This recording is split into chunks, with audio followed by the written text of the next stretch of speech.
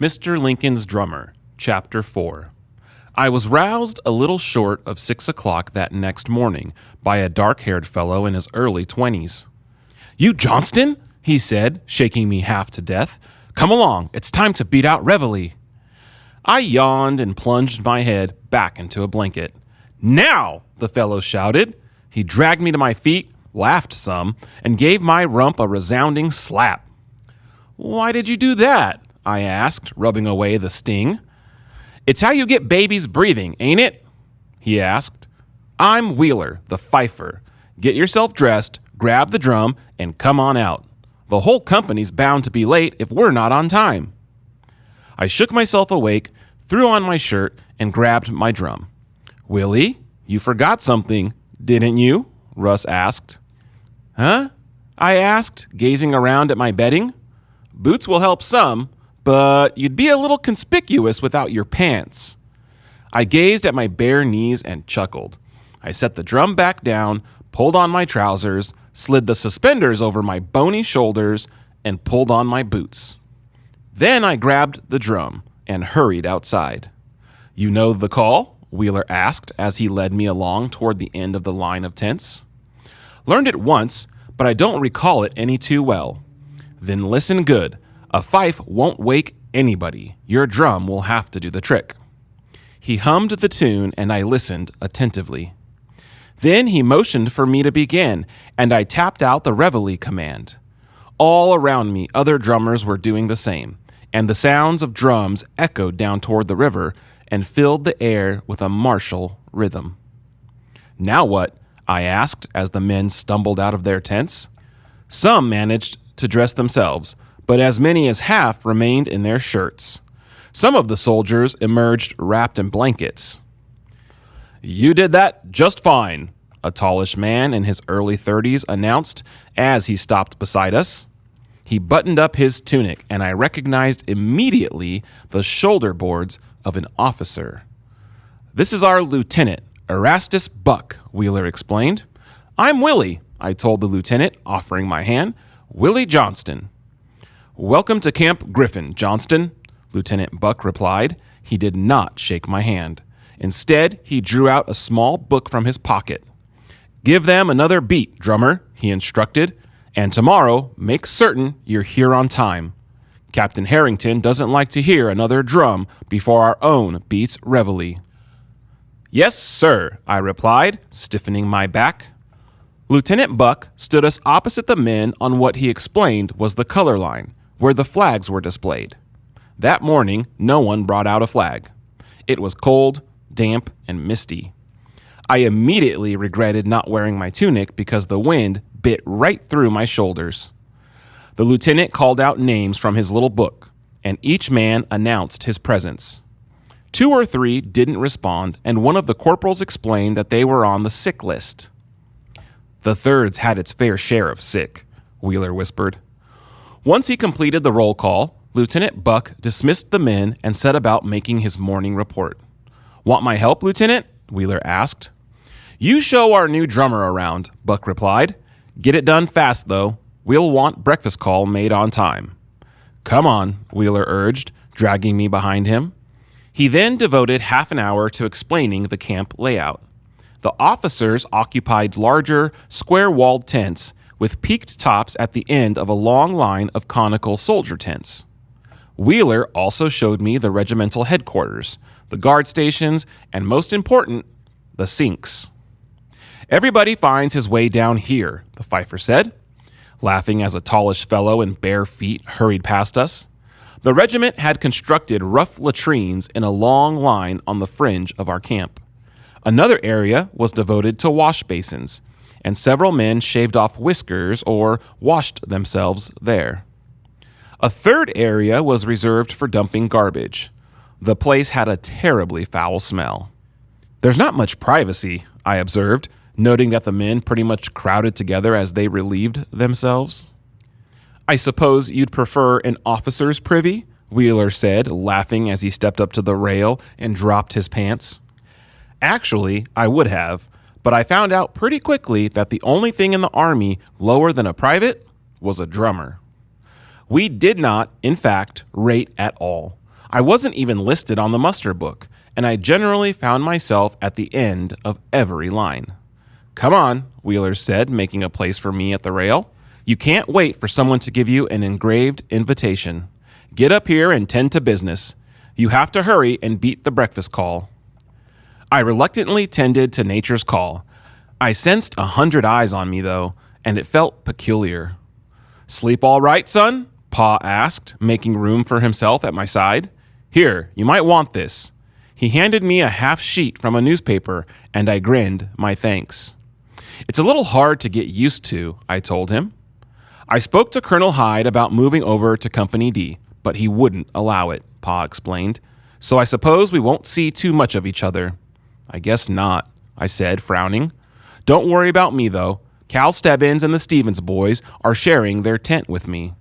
"You'll do fine, Willie. Probably grow as tall as I am by midsummer." "Not on army food," I grumbled. He laughed then, and I decided that as long as we could laugh in a latrine, we'd both fare all right. I had to hurry to the color line to make the breakfast call on time. Afterward, I stumbled back to the tent. "Get something to eat," Wheeler told me, "then dress yourself properly, button everything, and put on a cap. That might make you look a hair older." "How old are you anyway?" "Not more than 14. "Not quite 12, I confessed. "Children," Wheeler said, sighing. "I'm 24, and I thought I was young. Just what the company needs, another PF." Wheeler departed, and I stepped inside the tent. Moses was spreading a strange, green paste onto flat army biscuits. He handed me one. "We call it peas on a trencher," Cal explained, in polite company. I grinned. It had a little taste to it, but the biscuit was hard, and the peas were cold. I barely got it down my gullet, and I had to gulp down 2 cups of boiled coffee to get it to stay there. "Saw you got the guided tour," Russ said, digging my cap out of the pile of equipment heaped beside the door. "We stand inspection around 8, but you'll need to look your best when you beat the sick call. Lieutenant Buck likes to send somebody to the surgeon with the sick men. He's been sending Wheeler. Now I imagine he'll dispatch you." "Send the most useless fellow in the company, eh?" I asked. "Not exactly," Russ said, grinning. "But close," I muttered. "By the way, what's a PF?" "Peach fuzz," Russ said, reddening. "They call us that sometimes," Cal said, shaking his head. "Not with kind intentions either. And it's usually some fellow like Jace Wheeler who only has a few years on us." "And nothing close to a beard," Russ added. "Anyhow, you just stand tall and proud when they say that, Willie," Cal urged. "We sort of call ourselves fuzzies. The whole company's on the young side, after all. Once we get into battle, they'll stop snickering." I kind of took to the name myself. It made us all that much more determined to do each task better. At sick call, my tent mates and I stood at attention in full uniform, and even Lieutenant Buck nodded with approval. "Johnston," he said once he had given approval for 3 men to see the surgeon, "you take them down to Doc Jones. Make certain you get this receipt signed for them. And if the doc says they're fit, bring them back here directly." "Yes, sir," I said, giving him a crisp salute. "Fuzz," Wheeler mumbled under his breath. I gave him a scowl and took charge of the sick men. They knew better than I did the fastest way to the hospital tent, and I had trouble keeping up, much less leading the way. 2 were suffering from bowel problems, and the doc waved them toward his orderly. The 3rd man had a festering cut on his leg. "You should have seen me earlier," Doc Jones told the man. "This could be serious." After directing the man inside the tent, the doctor turned toward me. "You look like a regular soldier now, Willie," he declared. "Like a drummer, anyway," I replied. "I need promotion to merit a private's respect."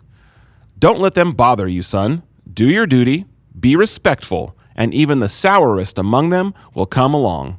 Now, it's too late to snatch you something from the mess, but I believe I have something in my pocket you can make use of." He drew out 3 sticks of candy and pressed them into my hands. "Thanks, Doc," I said, grinning. "I'll always have something of the sort for you youngsters," Doc Jones explained. "This should make the misery more digestible and the monotony almost tolerable. Does us all good to see a shine in the eyes of a drummer." Yes, sir, I agreed. Back with the company, I turned over the candy to Moses. You should keep one stick just for yourself, he advised. No, we share in this tent. Isn't that what you told me? Well, Willie, so long as you keep making discoveries like this, we'll be happy to share the work, the cold, and the smell, he told me. I used what time remained to fetch kindling for the stove. Cal and Lando were splitting logs, and although I offered to take a turn at the axe, I don't believe either quite trusted me to keep all my toes and still do any damage to those Potomac logs. At 8 o'clock, I beat the fourth call of the day, guard mount. Captain Harrington inspected the company this time, and he generously meted out complaints. He told Cal to stand straight, and he criticized Blackie Stevens for a smidgen of rust on his rifle. Your weapon is the most critical piece of equipment you possess, the captain growled. You're useless as a soldier without it. I don't want to see another rifled musket with a trace of tarnish, much less rust. Soldier, you'll stand an extra turn at guard until that rifle shines. Lieutenant Buck noted the punishment. Several other men were also assigned extra details. In general, we other fuzzies passed without notice. While a guard detail marched off to take its posts, Lieutenant Buck nudged my shoulder. Beat assembly for drill, he ordered. I remembered that call, and Wheeler didn't have to help me begin. Those Company D men, not assigned other duty, lined up and began the long, tiresome drilling that marked daily camp life. Wheeler and I took our places at the head of a column, and we played as Company D marched up and down a nearby field. It was cold and wet, and Wheeler told me Captain Harrington wouldn't keep us out long. He didn't. Dismiss the men, he told Lieutenant Buck. They can police the camp until dinner. Thank you, sir, Buck replied. He then motioned for me to beat my drum, waved for me to stop, and ordered the company dismissed. We fuzzies resumed our various camp duties. For me, that meant collecting more kindling. Later, I mended tears in my tent mates' clothes. They, in turn, showed me how to stow my equipment. I left only long enough to beat out roast beef, as the dinner meal call was known. Moses prepared a stew, and for the first time since leaving St. J, I was actually full. He topped the meal by passing out pieces of my stick candy.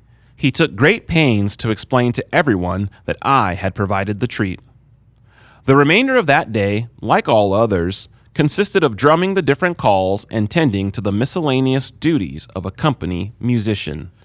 The calls included dress parade, a regimental assembly late each afternoon when the colonel addressed us personally.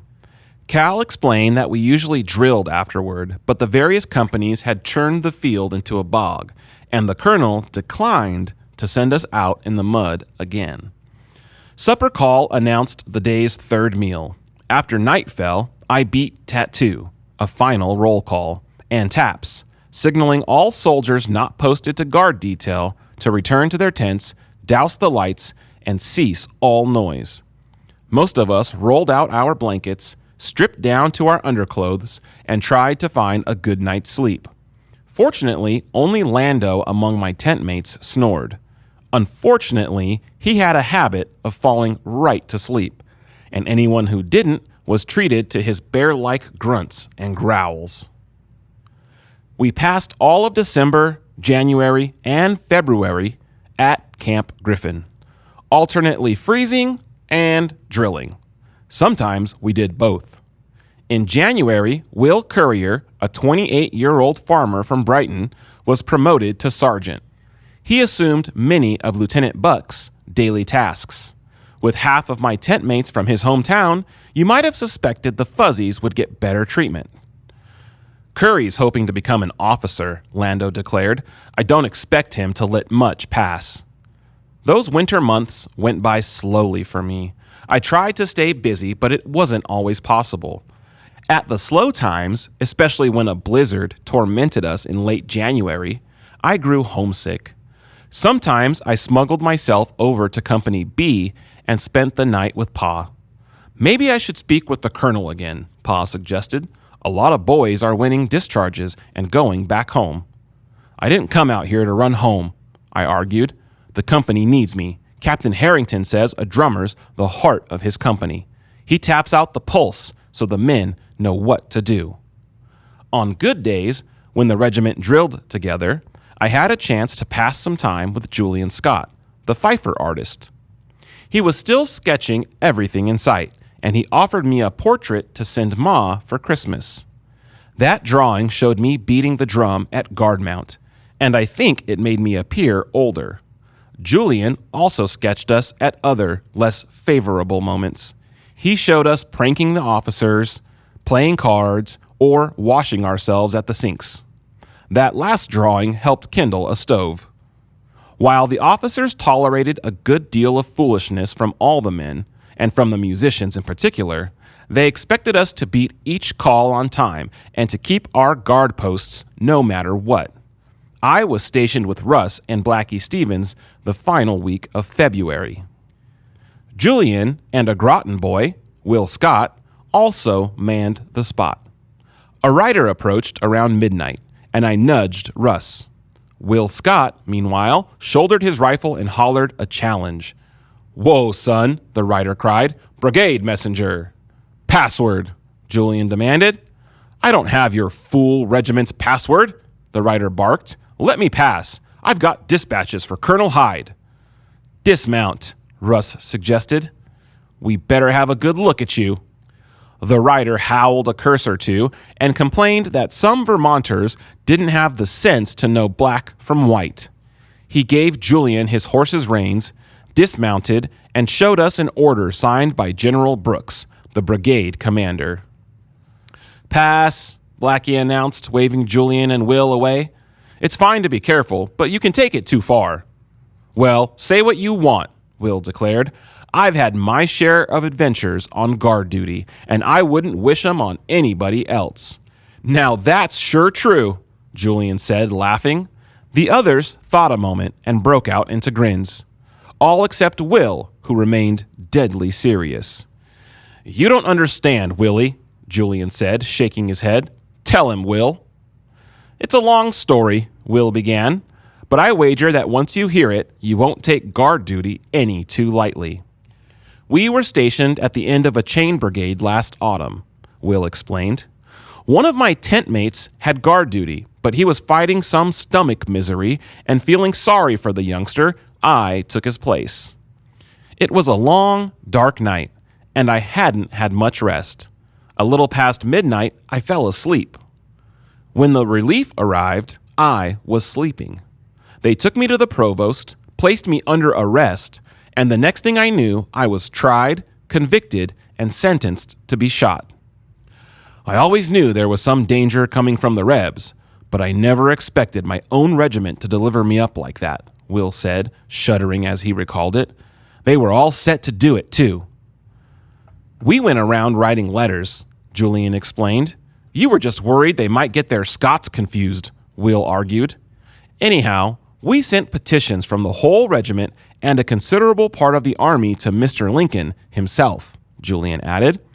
"The next thing you know, the president rides down and has a talk with the generals. 'I will not allow the lad to be shot,' Mr. Lincoln told them." "I got pardoned and returned to duty," Will said, sighing. "But if Mr. Lincoln's carriage had broken down or he had had trouble finding the brigade, I would sure be dead." "And that's why some of us take guard duty seriously," Julian noted. "And you boys will too if you're smart." I couldn't speak for the others. I knew I would. Getting killed in a war's one thing. Being shot for neglecting your duties was another.